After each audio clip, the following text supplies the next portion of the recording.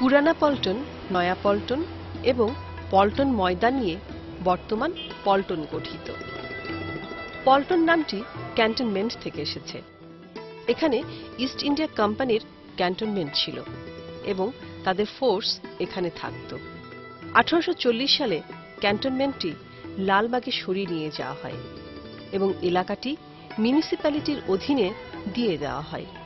অধিকাংশ এলাকা জুড়ে বাগিচা তৈরি করা হয়, যা কোম্পানি বাগিচা নামেই পরিচিত।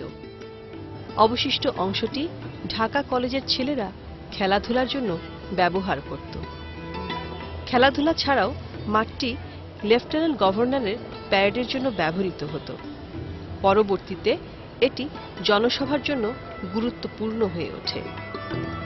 পুরানা পল্টন এলাকাটিতে ছিল ব্রিটিশ সরকারের সৈন্যদের একটি রেজিমেন্ট। এই স্থানে ছিল আর্মিদের ফায়ারিং রেঞ্জ, আর বর্তমানের পল্টন ময়দানটি ছিল বিশাল খোলা জায়গা।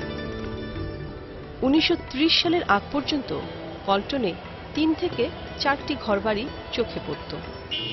পরবর্তীতে পল্টন আস্তে আস্তে ঢাকার প্রাণকেন্দ্র হয়ে ওঠে। আজকের জনবহুল পল্টন ব্রিটিশ আমলের এক উজ্জ্বল উদাহরণ।